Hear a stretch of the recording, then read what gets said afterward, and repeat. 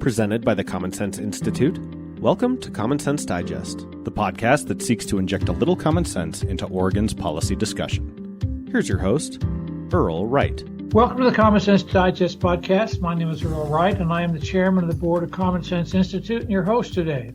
I understand that Oregonians have become increasingly concerned about crime. Even though in the last 40 years they've had some reasonably good progress, but recently some things have turned around. Recent survey data shows large majorities of residents worrying about becoming crime victims and disapproving of how local authorities are handling crime. Joining me today are Mark McMullen, Vice President of Research and Policy for CSI Oregon, and Max Williams, who has served as a senior lawmaker, Director of the Oregon Department of Corrections, and CEO of Oregon Community Foundation. Max, Mark, welcome. Pleased to have you on the call today. Thank you. Thanks. Happy to be here. Well, let's get started. Mark, I'm going to start with you. The Common Sense Institute just released a report on the cost of crime in Oregon. And for a small state, I thought it was rather large. I'll let you explain that.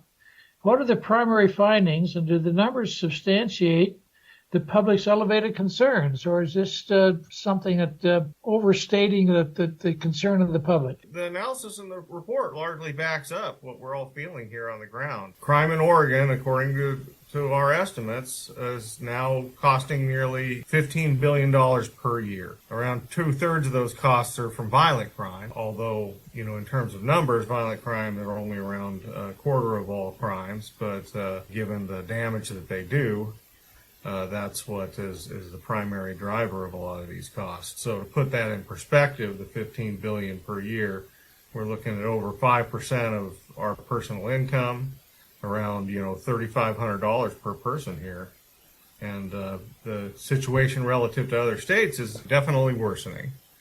So I guess the thing on violent crime, I'd like to follow up on violent crime for a second. I know I'm interrupting you, but in the violent crime, is this something that surprises you, the increase? And is the violent crime, I guess I'm asking you and Max the same question, demographically related? Because maybe the population is a larger percent of people are in the 20 to 28 age range. I don't know. I've just read some material that suggests that, that can oftentimes occur as people get into that 18 to 28 age range. I don't mean to put you on the spot, but do you have any idea? Yeah, and I'll pass to Max to talk a little bit about the criminally active population, because he knows quite a bit more about it than I do, although in the past one of my roles was to forecast the adult incarcerated population in Oregon, and one of the main drivers we used were males in that sort of age range. And so we did see, after the baby boom population cohort aged out, we did see a decline in a lot of these violent crime rates. But in the most recent years, at least post-pandemic, in Oregon, we're seeing them rise. In the U.S., we're seeing them rise slightly. But in Oregon, we're seeing a pretty good spike over the last 5 years. And I'll let Max weigh in. Yeah, and I appreciate the question and your sort of preface there, Mark, because I do think certainly demographics plays a factor, and I think the data pretty well proves that out in most cases. But it isn't the only driver, and I think it's one of the really big challenges. And, Mark helped forecast prison population, and I ended up, sort of dealing with the forecasts during my time as the head of corrections. And it's a difficult thing to really clearly forecast and identify, and there are so many factors that play a part in it. I think, at least in part, I would say in Oregon, along with sort of demographic factors, and as Mark points out, Oregon is following a national trend just at a much more, I think, steeper curve than what we're seeing with crime around the rest of the country. I think you have to also acknowledge there's been a sort of long-term disinvestment in sort of traditional policing over time. We've got major communities, particularly in the Portland metro area, that are that just don't have what I think most experts would say is the right number of active police on the ground. And I think there is some impact in just, crime of opportunity. And then I think you can't discount the impact of the challenges that Oregon has faced over the last 4 or 5 years at least with respect to drugs. The influx of both methamphetamine and fentanyl, I think, have really driven crime. And while the drug crime numbers aren't dramatically, they are up, but they're not up at the same degree as the violent crime. There's pretty good evidence to suggest that often there isn't a relationship between someone who is struggling with addiction or engaging in drug transactions that are associated with a lot of this crime, both the personal crime and the property crime. So I think those are factors that are, and they're difficult to sort of pull apart and unweave in these numbers. But I do think that they're supported by the work that CSI has done here. Well, I guess to follow up on that, and Mark and Max, I'm asking you both the question, and please feel comfortable to respond in whatever order you want. What are policymakers doing about what you just mentioned, the increase and then the increase in drug usage, and what is the Oregon legislature thinking about doing? What is the executive branch trying to do? Well, I'll start, Mark. You can correct everything I say that may be not entirely accurate. I mean, I do see some, I do see some increases in funding identified in the governor's budget, particularly the corrections budget is increasing again. At the local level, I mean, the state doesn't have a lot of direct responsibility for local-based policing, and at the local level, there has at least been increased efforts. There was some streamlining of processes to be able to bring law enforcement officers on more quickly and get them through the training academy. It's not like you can go out and hire someone tomorrow for a job that you need filled today. There's a long process there, and there have been some streamlining efforts by the legislature. Perhaps the biggest thing was there, and I know we're going to probably talk about this later in the discussion, but a change in direction with respect to drug legalization in Oregon and decriminalization. They rolled that back in February and recriminalized hard street drugs, which I think is going to allow for more on-the-street law enforcement engagement of individuals who are involved in drugs, and including the trafficking of them now that they have arrest authority again and can sort of pursue those conversations with people who are using and look in the backpack and determine whether or not they're doing more than just using, but actively distributing. So there are steps, I think, that local law enforcement or local policymakers and state policymakers have been taking, realizing that this is a growing problem and that there is an increasing degree of public frustration about everything from car thefts. Retail crime is another big issue, and there have been a number of jurisdictions that have sort of formulated retail crime task forces with law enforcement and district attorneys and others to really go in and target sort of the organized retail crime areas as well. So I do think there are responses. I think they're going to take a while to have an impact. And so I've encouraged everyone to be patient, that you're not going to see an immediate course correction from these actions, and it'll take some time as these programs get implemented and get into place. Mark, I want to follow up on what Max is saying, if I could, more specifically. There's more resources, but I noticed in your report the resources dollar-wise and budget has gone up enormously over time. But do you have enough in the way of resources to challenge this trend, to change this trend, to turn things around? What are your thoughts?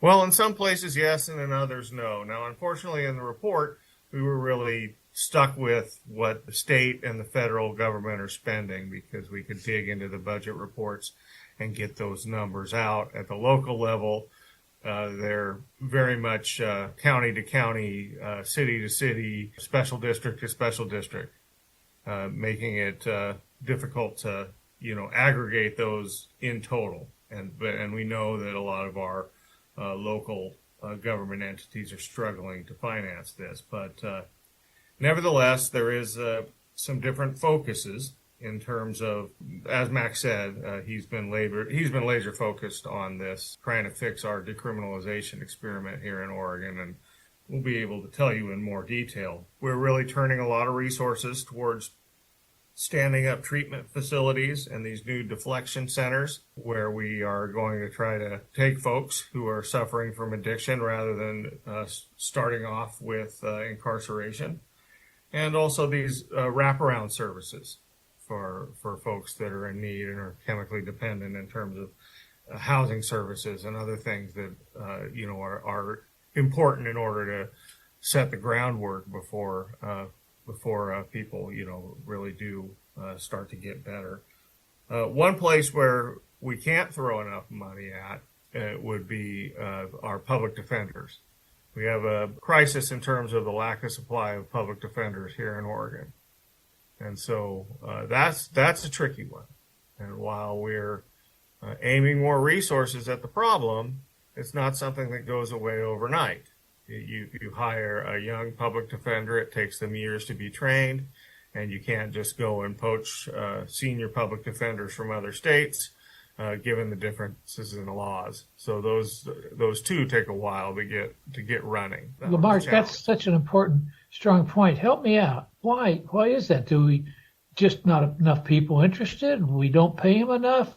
There are not enough qualified people.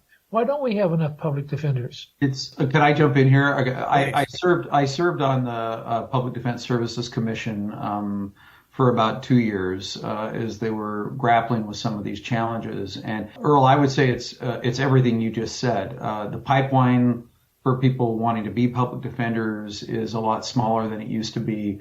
I think Oregon's had a history of generally underpaying our public defenders as compared to other people in the law, so it doesn't necessarily attract the people who really went into this field sort of with that spirit of, sort of constitutional public defense. Many of them have aged out now. They got activated during Watergate, and they're aging out of the system. So we've lost a lot of senior people. And Oregon, just by the nature of the way it developed in this state, some states have a state public defense office or do it differently. We did it piecemeal, so it's a mix of nonprofit public defender organizations, private attorneys who work for consortia who are contracted with the state to provide public defense services, and then some straight up contract lawyers to clear out cases where the other two might have conflicts. If we were redesigning a public defense services system today, we wouldn't design it like we've got, but the architecture makes it difficult to change. So all of those things. And then Oregon had some studies done from organizations who came in and said our previous model had some potential constitutional issues because we had too many cases being handled by individual public defenders or contract lawyers. So the theory was that they weren't providing adequate counsel, which has created new limits on how many cases a public defender can take, which then has created this widening gap. And so it's a combination of all those factors. And the legislature has thrown some money at it repeatedly. And I still think if we could whip the phrase, I think the jury is out on whether the resources alone are going to be a solution to the problem. Hey, I have another follow-up along these lines. I was astounded to see the index crime rate of Oregon cities, the difference. Mark, you had Portland at 66 per, I think, 1,000 residents, the crime index in Portland. And we had in Brandon 7 per 1,000. Now, obviously, it's rural versus a city. But my question is, does Portland and these larger cities like Coos Bay and Seaside, do they have the resources to handle what appears to be a much bigger challenge for their urban areas? Or is there a resource issue there that can't be handled, a local issue? Help me out. A lot of times, yes. Sometimes it is a resource issue across our local governments and our counties in particular. And we have some, horrible anecdotes over the last decade or two about the lack of policing in some of our southern Oregon counties and the like, as they lost timber funds over the years, were unable to sustain the funding model they had for their police forces in the past. Now, this data on the city level, unfortunately, is just the data that's reported by police officers. So when we're looking at the broader numbers in the report for the Oregon cost of crime, those are going to include all of not just the city police that are reporting within their boundaries, but a lot of other policing or law enforcement agencies that don't take your address to make sure it's in city X versus city Y, being the counties and the state and the feds, and also all of the unreported crime that are added into the statewide totals. But that said, I think that the citywide look there does really give you a nice concept of how much it varies across the state. As you pointed out, it's tremendous. And Earl, I'd also point out that Astoria is a coastal town. It's not really a substantially urbanized area. It's a coastal community, as is Coos Bay. Astoria is also a landing spot for lots of people, Seaside is a landing spot for lots of people for vacation purposes. So a lot of people go to Seaside for 4th of July and all sorts of other events, and so they get an outsized portion of folks from the Willamette Valley who show up. And I think if you were to talk to their local law enforcement and their city leaders, they would tell you that a lot of the issues of crime they deal with in their community are transported over there as a result of being a destination location for people on vacation and to get out of the valley during the winter or during the summer. I mean, so I think you have to take some of this city data and sort of factor in some of those local circumstances. I don't think this means that Astoria is or Seaside is a highly dangerous place to live. I just think it's an indication of it's a town that probably quadruples on holiday weekends in its normal size, and therefore is prone to probably seeing additional criminal activity. Max beat me to it on that one. Also, when we're talking about per 1,000 households, right, when we're talking about these tourist areas, obviously they have a lot more people than they do resident households in the boom months. The towns that are on the bottom of the list in terms of the very few crimes, a lot of those are in the agricultural rural belt, the small towns in the Willamette Valley, which don't have the same sort of dynamic. Well, understand. Thank you. I appreciate the further explanation. Max, you've got because of your experience at Department of Corrections, you started to talk about the root causes of crime, and I want to have you expand that a bit and talk about that as you see it, the challenges for the state with regards to the situation right now. What are the opportunities, if any, in solving them at the present time? Well, so root causes, I mean, it's really a difficult thing to identify. But, I think I used to sort of joke with people that running the Department of Corrections was like being the caboose on the criminal justice train, because we got everybody at the end of all the other systems that had a chance to potentially intervene, whether we're talking about, the school systems and the foster care systems and the family systems and the juvenile justice systems and all the other things that might have been an intervention in helping somebody move away from criminal activity or criminal conduct. And then, they land at the end with a felony conviction and they end up in a state prison. And while it's not universal, I think most people who work in corrections would tell you that a lot of what happened in a person's early life, from early childhood and access to resources and early childhood development. I'm sure all of your people are aware or have heard about the ACEs, the measures of these events with children who, create additional challenges in their life developmentally, that they have a much higher likelihood of ending up in the criminal justice system. So there's a lot of those factors that I think go into why somebody might end up there. The most predictive factor of coming in, at least when I was at DOC, was, the most predictive factor was, were they somebody who had contact with the juvenile justice system and then, obviously ended up in prison. And that's not an indictment of the juvenile justice system. It's just to suggest that once you've engaged in criminal conduct in your, teenage or juvenile years, the odds of you continuing to engage in that activity are pretty high. I'd also say pretty strong, even though Oregon didn't incarcerate people in prison for drug use, you really couldn't get into prison in Oregon for drug use. You could only get into prison in Oregon for drug dealing, transportation or manufacturing. But almost probably 60, maybe 70% of the population had a substance abuse related problem.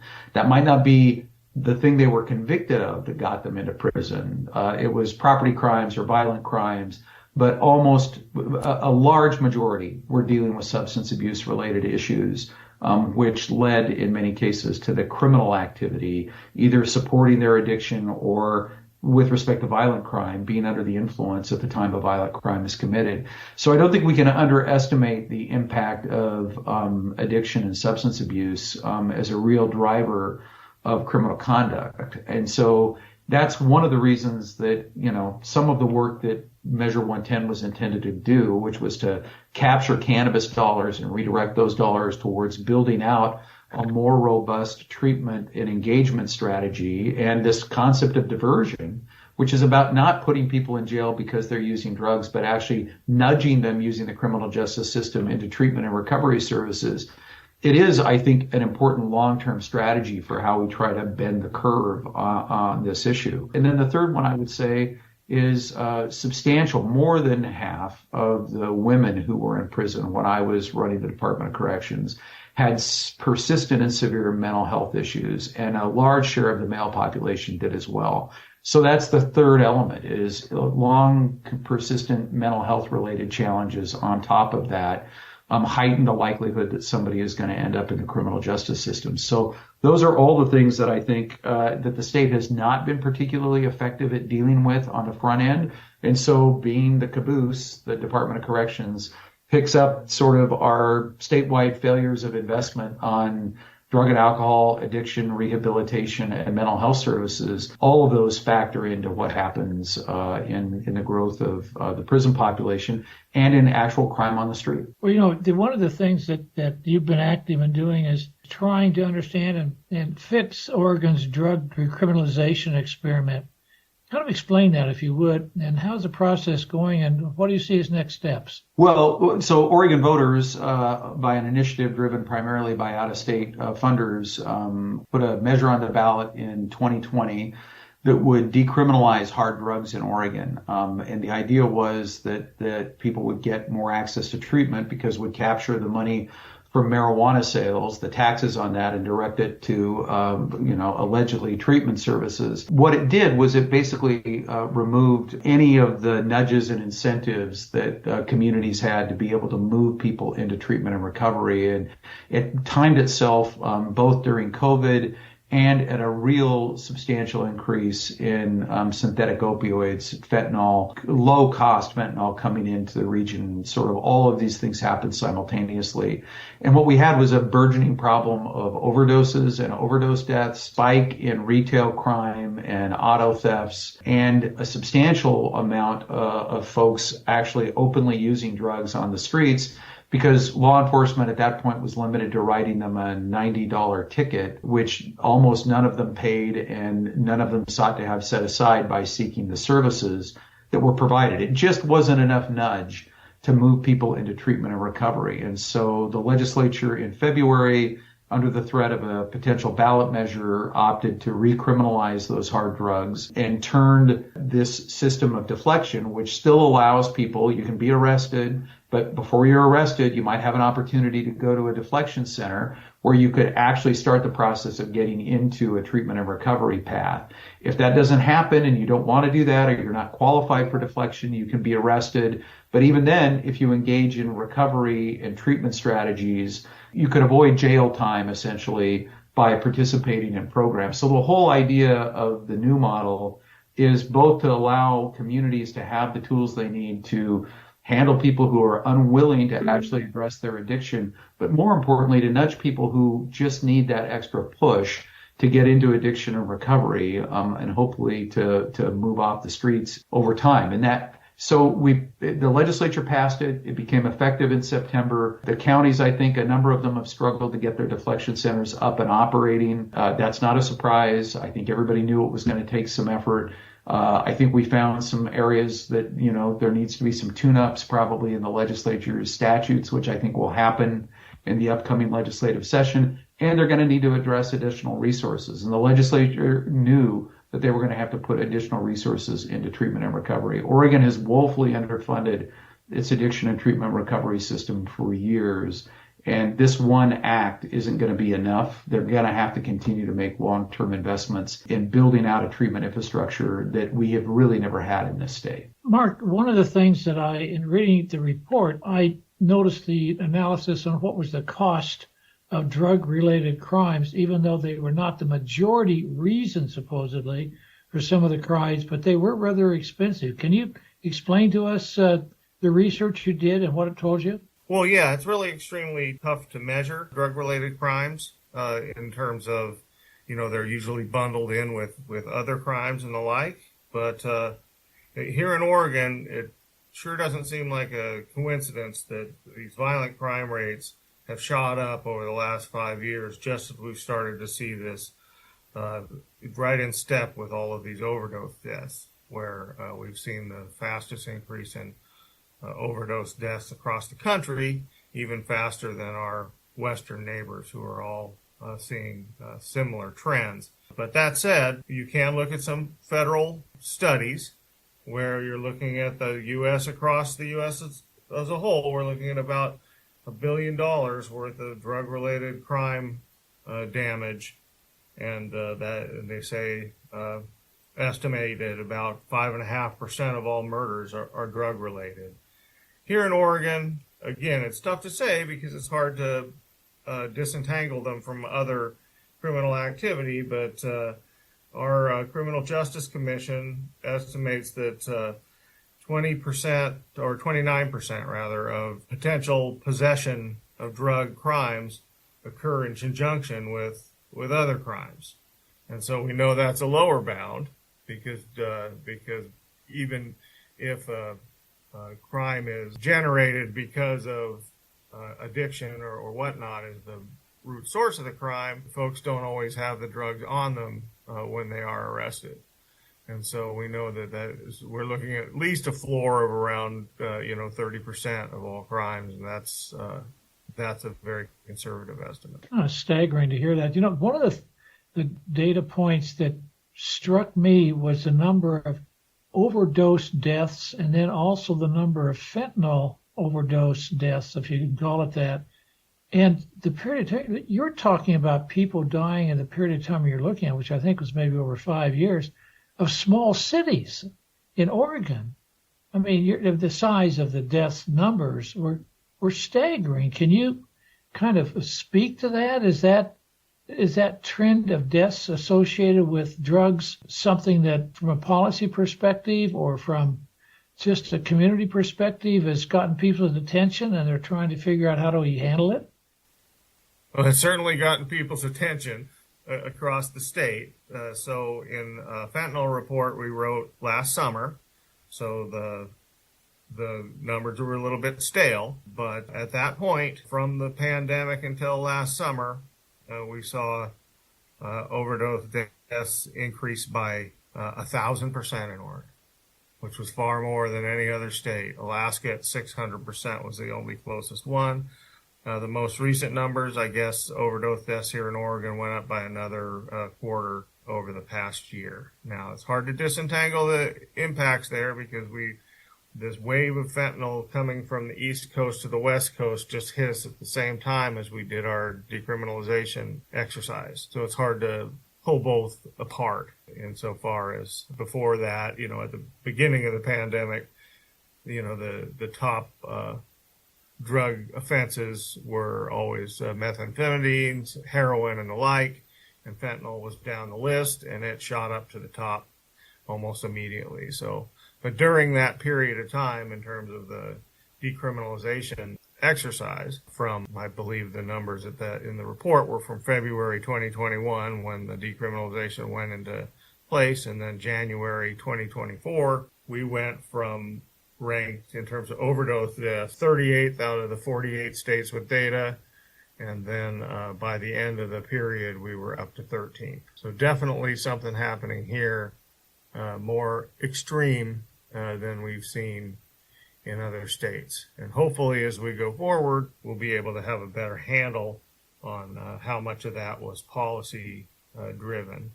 Now, the reforms that were made by the legislature in the last session in terms of recriminalizing simple possession did give a lot of leeway to different counties on how they were going to administer this. In particular, to what extent they were going to fund deflection rather than jail time. And so we will get a natural experiment where we do have a mix across a lot of our rural counties that have fewer resources and maybe a different political ideology are going to, turn more toward punitive measures, while some of our larger cities and the like are going to really kind of lean into some of the treatment and deflection. Okay, but Max, back to you for a second. You led the Department of Corrections through the largest policy change in history. By voter initiative measure 57, strict mandatory sentences were put in Oregon's Constitution for a wide range of serious crimes. How did it change the system? And what are we learning?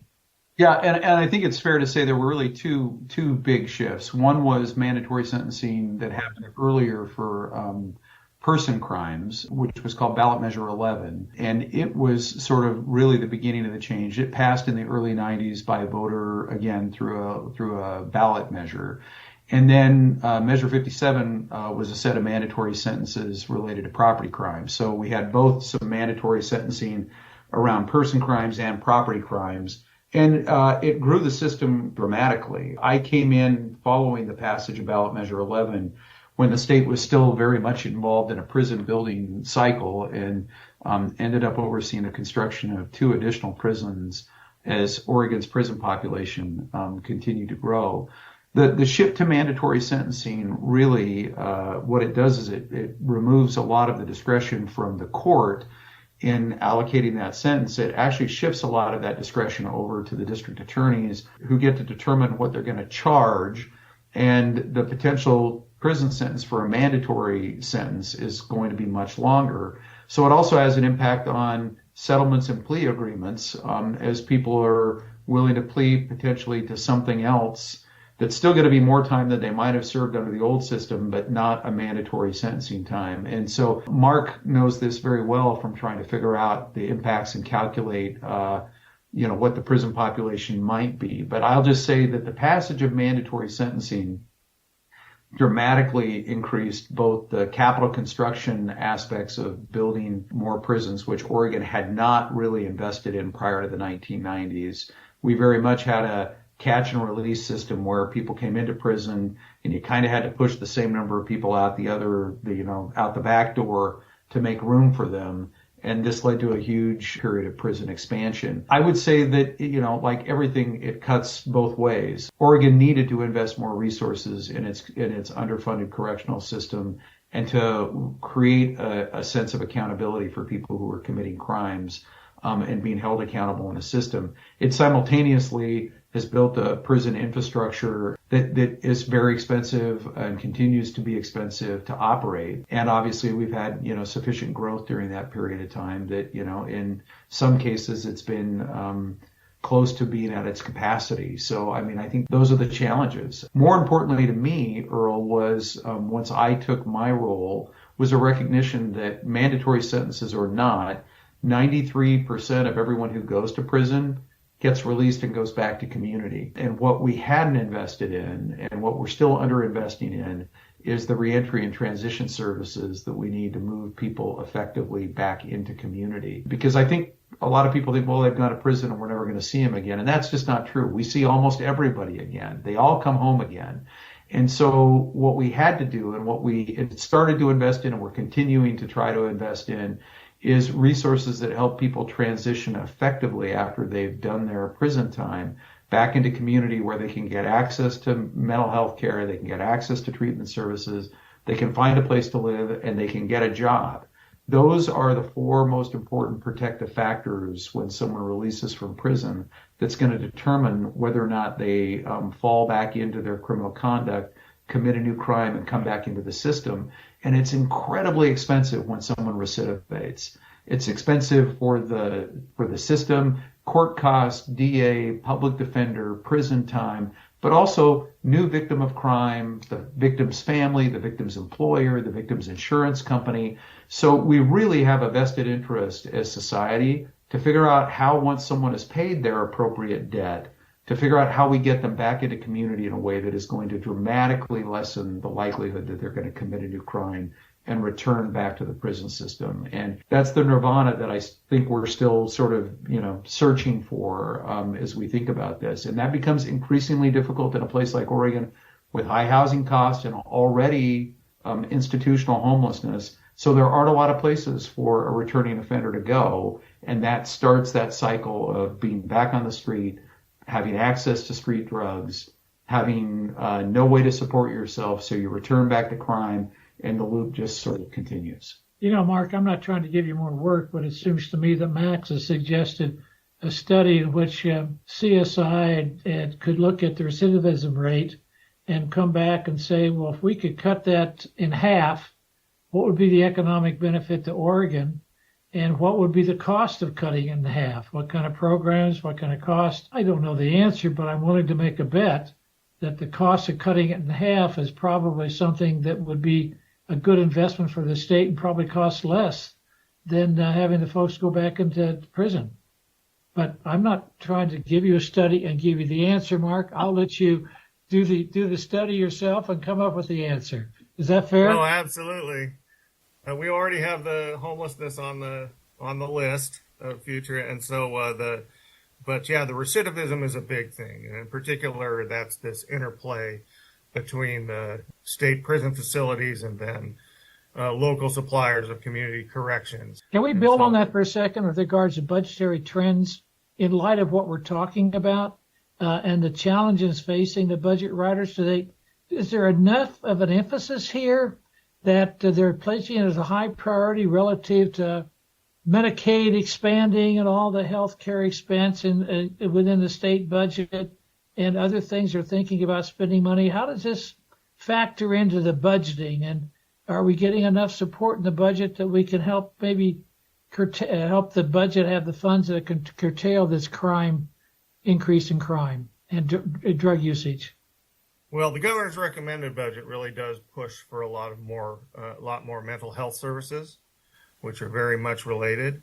In terms of the prison budget, the issue no longer, it was a few years ago, is that both for the male populations and the female populations, as Max mentioned, we have these thresholds where you need a new facility when it becomes unsafe to house as many incarcerated adults as you have in the existing facilities. But to build a new facility is tens of millions of dollars. So we were bumping up on that on both the male and the female side. And so policymakers went with some criminal justice reinvestment concepts where they would encourage lower sentences so that folks could be housed in community corrections, jails, or community-based services rather than in the state prison system. In doing so, the state would go ahead and fund some of the local facilities and help fund by transferring money. And that appears to have worked. Hard to say because the pressure came off during the pandemic as we saw a lot of efforts to kick people out of the prison system. And so now we are a little bit more comfortably below those thresholds where we get a new facility. Unfortunately, now a lot of our local facilities are becoming overburdened. And now that we've recriminalized simple possession, there's a lot of concern among local public safety officers and the like that our local capacity is going to face crises in some of our cities and counties. Max, I'd be really interested in your comments with regards to the question. Mark sort of hit the nail on the head. There's a lot we still don't know coming out of COVID about how some of the criminal justice reinvestment efforts would have played out. The experiment that we were running got disrupted, and so I think it's difficult to some degree. And then our foray into Measure 110 and our, kind of peeling it back, I mean, we throw in a lot of things in that I think are going to require a guy like Mark to really have to think hard about how to pick through the data. The governor has increased, the budgets, at least for the Department of Corrections, I noticed. And part of that is also driven by, all the state agencies are carrying, burdens associated with PERS debt and other things that they're having to address. So there's a lot of drivers around this. I tend to think the way Mark does, I think a lot of this is talking about what local services are being provided at the county and community-based level. The state does fund community corrections, which is sort of our local parole and probation function, but it's operated by the counties. Typically, most counties operate it. There's a funding formula that comes from the state. So there's a lot of county determination about that. Some counties further invest in the programming. Some don't and rely solely on the amount of money that the state's provided. And I think there's been a constant argument that it's insufficient to address the local needs. And so it's just, Earl, an example of many things in Oregon. We have a fairly decentralized system here where the state sort of establishes things, but the counties execute on them. And the level of execution is really inconsistent across counties, based on county leadership, political philosophy, and to some degree, the access to local resources to augment any of the state funds. So it wouldn't surprise me in the next few years if there's going to be a revisiting of sort of the bargain that got made between the counties and the state about how to manage, felons serving less than a year and the other community corrections related services that they provide. And it's coming at a difficult time. As you know, Oregon, with some of our other challenges, Multnomah County is a perfect example where Portland is having to make dramatic cuts because property tax revenues have declined in our central business areas because people just haven't come back after COVID and for other reasons.